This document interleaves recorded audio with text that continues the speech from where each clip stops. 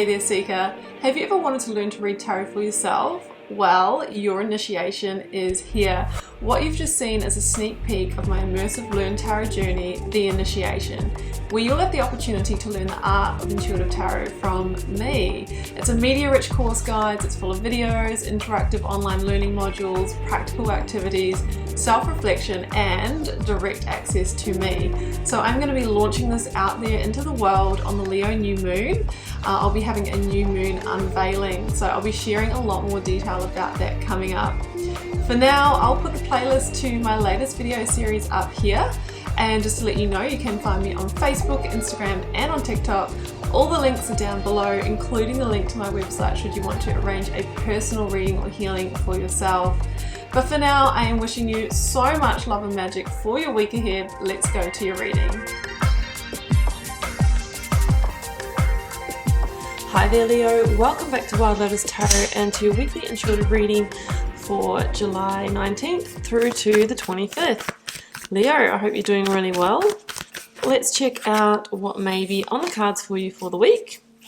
Getting started here with the Workular Oracle, Leo. I will then be going to the Moonchild Tarot for a lead tarot energy before using the Rider-Waite and the Starchild Tarot for your tarot positions. Okay, and the neighbours have decided to mow the lawns just when I'm doing tarot. It pretty much happens every time like this, guys. So hopefully you can't hear that. Okay, first one out was the Great Gathering. It's all coming together. You might be getting intuitive hits. You might be getting soul tribe or the right people coming in at the right time. This is a card of trusting that, you know, sometimes when we feel like nothing's happening or we're not getting progress, things are happening behind the scenes. The universe will conspire with you to help you fulfill your goals and dreams if you are doing your part. But we can't just sit around and take no action and expect the universe to conspire. It's one of those things of like, you go first and the universe will catch you. This could be an indication that something that you've been working towards is starting to take shape, starting to get some progress or traction. And I've got protection, call back your power, cut the cords, soul retrieval. So some of you might need to protect yourself energetically more this week. Now, anyone that we interact with, be it a past partner or friend, even our family members and people that we've come into contact with, maybe we've had an altercation with, an energetic cord is formed, and even though we physically remove ourselves from those situations, that cord can remain. You know, that person can be thinking about you, you can be thinking about them, they could be you know, holding negative energy towards you, and that is all energetic exchange, guys. So you can do meditations for removing those cords. You'll find those on YouTube, so that you can you know, protect yourself and your space. Also, you know, doing your smudging of your home and yourself. I like to use the Palo Santo wood for that. That can also help as well. You can also use the sage, incense, cleansed water, that kind of thing. Okay, let's get your tarot card out. We've got two. Okay, I've got the Seven of Pentacles and the King of Cups. King of Cups is generally a Scorpio energy for me, and the Seven of Pentacles is an energy of feeling like we've put in a lot of time, effort, and energy, but we're not, either nothing's happening or we're not getting the results that we want. And the universe is saying it's actually coming together. So keep trusting that King of Cups intuition. Stay grounded. Try not to let the emotions get the better of you. Try not to get into those feelings of, I just want to quit this, I just want to move on.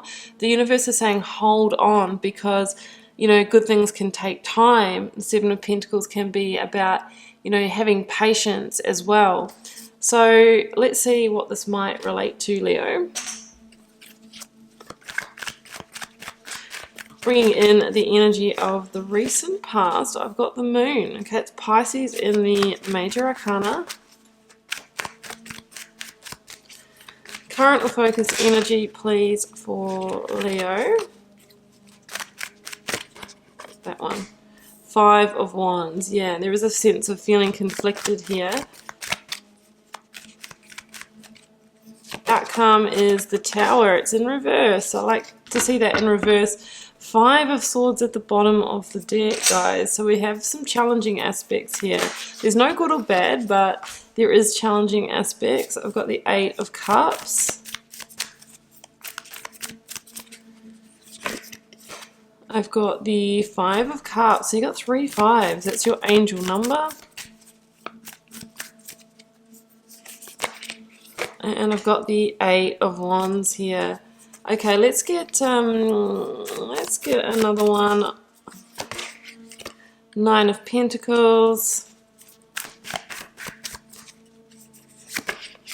6 of Pentacles. I've got the Death card at the end, the bottom of the deck here.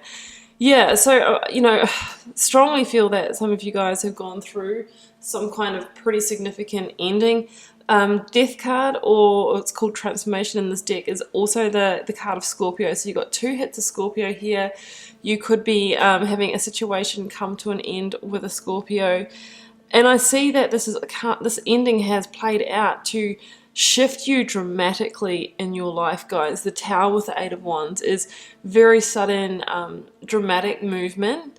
We do have a sense of recovery with the Tower in reverse, but also when we go through this level of change, it can feel so uncomfortable, and that's the 5s, guys. You know, we feel like we maybe want to fight to stay where we were. You know, we're trying to hold on, and the cards are saying, you know what, it's really just time to let go of what is no longer working for you, what is no longer, you know, giving you the returns. And that is how it's all coming together. That is part of the perfect plan here. So, you know, we shouldn't push back and resist that, is what I'm really sensing here. So I feel like there's been an ending. It could have been the loss of a job, loss of a relationship, maybe even loss of finances here. I'm feeling with the Pentacles as well. And the cards are saying, you know what, it actually will end up to be a hidden blessing, but at the moment it absolutely doesn't feel like it, right?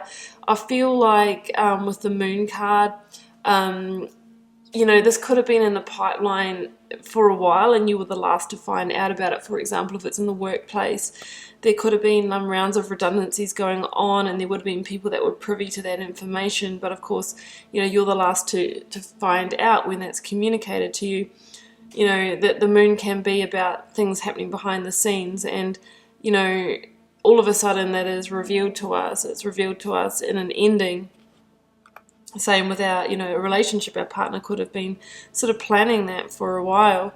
So, yeah, there's been an ending, but it's actually leading you into a brighter time, into a time of greater freedom and greater liberation. But of course, you know, it doesn't feel like that at the moment. It really doesn't. So that's the energy here for me. You might have felt like whatever it is that you are losing here was, you know, meant for you, that kind of twin flame energy or that perfect match, but the universe is saying, you know, no, actually not. And I feel like there's a lesson here in knowing when to release and let go. That's very much the 8 of Cups energy that I see here. The 8 of Cups is maybe you having a deeper realization that if you're really honest with yourself here, Leo, that your deeper, like, emotional and spiritual needs weren't being met in this situation. You know, like, that can sound quite like a dramatic expectation of a job, if it is a job situation. But, you know, if we're not, like, truly fulfilled and happy, like, we won't hang in there for the long haul in that. And of course, in the relationship sense, it will come to a point where it's just not in alignment for us anymore. So the person in the 8 of Cups is coming to terms with that and realizing that in order to find the true fit in areas of your life, that you need to be okay with letting go and knowing when it's time to let go.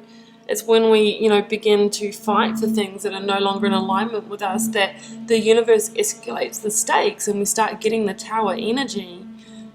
It's really time for you to, you know, raise that vibration and shine bright like you truly are. If this situation involves you going out on your own in some way, you know, like, I've lost my job, now I'm on my own, or I'm going out on my own in a work sense, or I've come out of a partnership and now I find myself single and living alone and that kind of thing, it's really saying that you will be better off than ever. And that is actually what you need right now, Leo. This is a real self-sufficient and independent type of energy.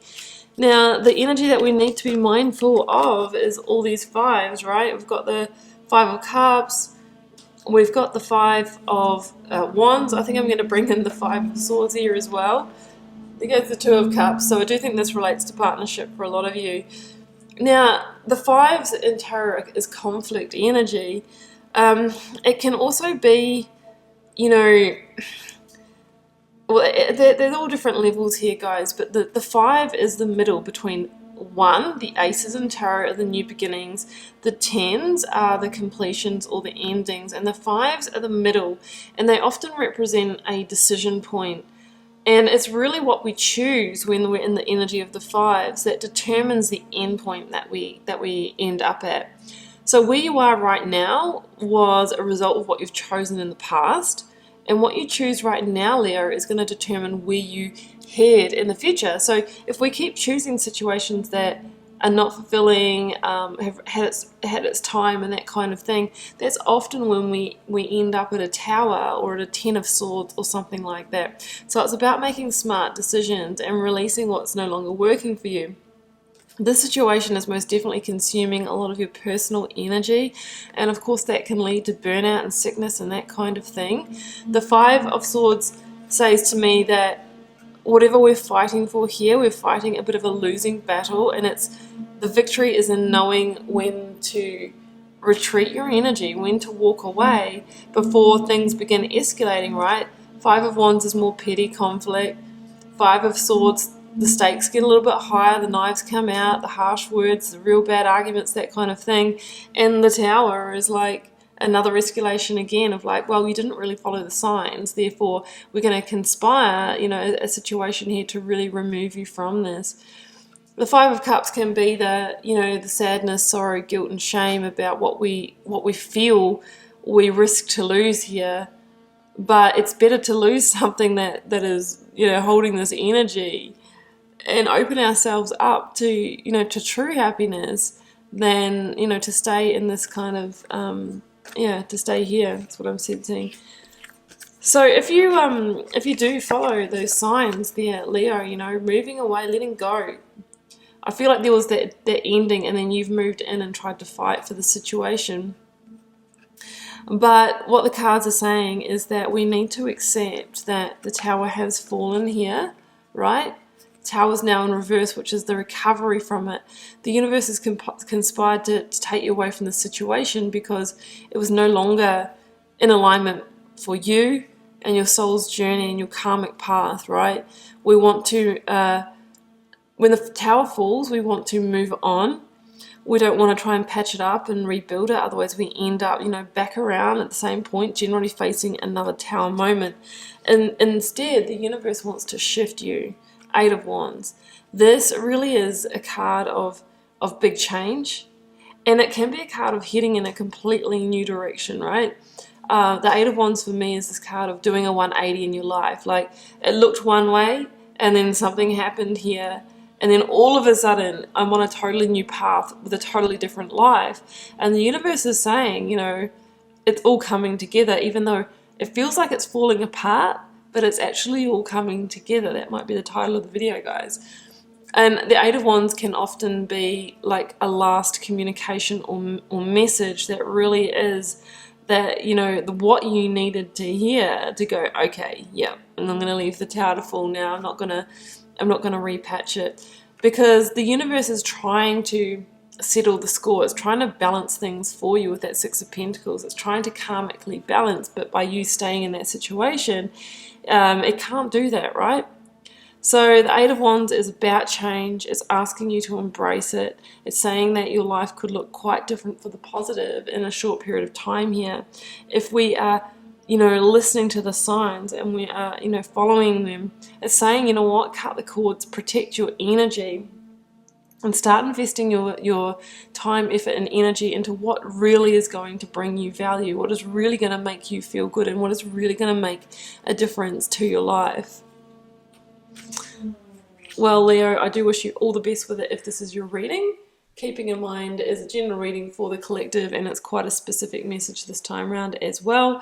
Feel free to drop me a comment if you're called to share, Leo. I do read them all and try to interact with you all over there. Helps me get to know you guys, connect with your energy, and see what the collective themes are. It's been a pleasure to read your cards, Leo. I will see you back here for another one very soon. Bye for now.